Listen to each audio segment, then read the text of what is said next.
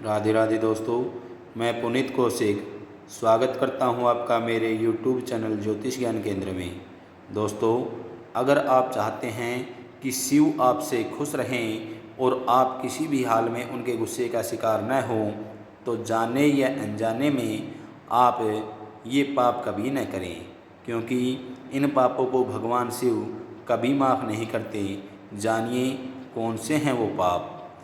शिव को भोलेनाथ भी कहते हैं, क्योंकि शिव सादगी पसंद ईश्वर है। उन्हें कच्चा फल पसंद है। एक लोटा पानी से शिव खुश हो जाते हैं। ख़ास तौर से अगर आप अपनी ज़िंदगी से निराश या हताश हैं तो आपको शिव की पूजा ज़रूर करनी चाहिए।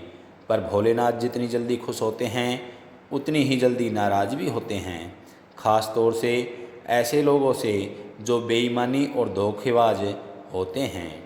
भगवान शिव हर व्यक्ति के मन की बात सुनते हैं। शायद यही वजह है कि आज 21वीं सदी में भी शिव की पूजा सबसे ज़्यादा लोग करते हैं। ख़ास तौर से युवाओं के बीच शिव जी काफ़ी प्रचलित हैं। लेकिन भगवान शिव जितनी जल्दी प्रसन्न होते हैं, उनका गुस्सा भी उससे भी ज़्यादा प्रलयंकारी है। शिव पुराण में कार्य, बात, व्यवहार और सोच द्वारा किए गए कुछ पाप वर्णित हैं, जिसे भगवान शिव कभी क्षमा नहीं करते। ऐसा व्यक्ति हमेशा शिव के कोप का भाजन होगा और कभी भी सुखी जीवन व्यतीत नहीं कर सकता। आपने सुना होगा कि ऊपर वाले से कुछ भी नहीं छुपा होता, यहाँ तक कि आपके अपने दिमाग में जो सोच रहे होते हैं वह भी भगवान से छुपा नहीं है। इसलिए भले ही बात और व्यवहार में आपने किसी को नुकसान ना पहुंचाया हो, लेकिन अगर मन में किसी के प्रति कोई दुर्व्यवहार या दुर्भावना है या आपने किसी का अहित सोचा हो, तो यह भी पाप की श्रेणी में आता है। भगवान शिव को ऐसे लोग बिल्कुल भी पसंद नहीं जो अपने रिश्ते में ईमानदारी नहीं रखते। ख़ास तौर से किसी दूसरे की शादीशुदा ज़िंदगी को तोड़ने की कोशिश करते हैं। उनसे भोलेनाथ नाराज़ हो जाते हैं और इस पाप को वह माफ़ नहीं करते। दूसरे के पति या पत्नी पर बुरी नज़र रखना या उसे पाने की इच्छा करना भी पाप की श्रेणी में आता है। नंबर 2, पैसों की धोखेबाजी। दूसरों का धन अपना बनाने की चाह रखना, पैसों की हेराफेरी करना और धन संपत्ति लूटना भी पाप की श्रेणी में आता है। भगवान शिव के लिए यह अक्षम्य अपराध है, अर्थात इसे कभी भी क्षमा नहीं किया जाता। नंबर 3, किसी को कष्ट देना। किसी भोले भाले और निरपराध इंसान को कष्ट देना, उसे नुकसान पहुंचाना या उसके लिए बाधाएं पैदा करने की योजना बनाना, ऐसी सोच रखना भगवान शिव की नज़रों में हर हाल में माफ़ी ना देने योग्य पाप है। नंबर 4, गलत रास्ता अपनाना।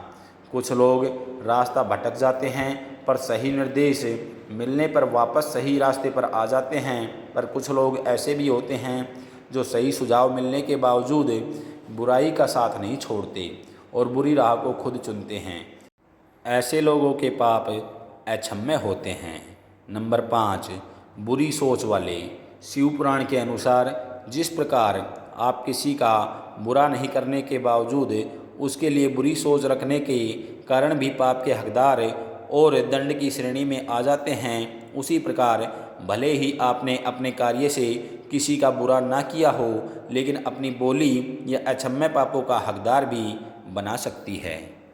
नंबर 6, किसी भी ब्राह्मण को कष्ट पहुंचाना या उसके कार्य में बाधा फैलाना या उसको नुकसान पहुंचाना, यह शिव कभी भी माफ़ नहीं करते हैं, क्योंकि किसी ब्राह्मण को कष्ट देने से आपको 12 साल में, लगभग 12 साल के अंदर आपको उसका परिणाम अवश्य मिलेगा या आपका कुल नष्ट हो जाएगा।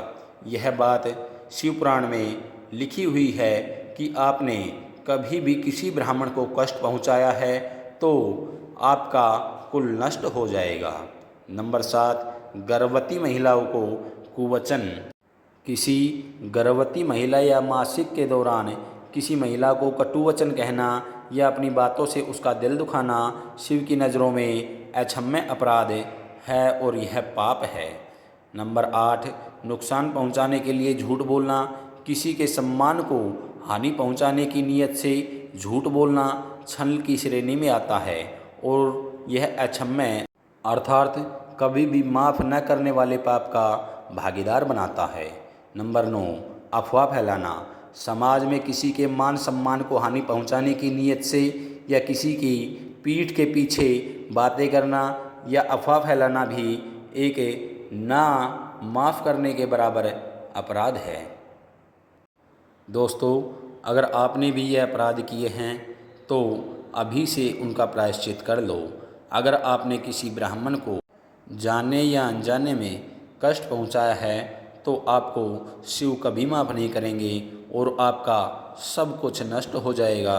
यह बात मैं लिख कर देता हूँ। यह आपसे अगर जो भी अपराध हुआ है वह किसी ब्राह्मण के प्रति अगर आपसे कोई अपराध हो गया है तो आप उस तारीख से सही 12 साल बाद लिख लेना कि आपका सर्वनाश निश्चित है।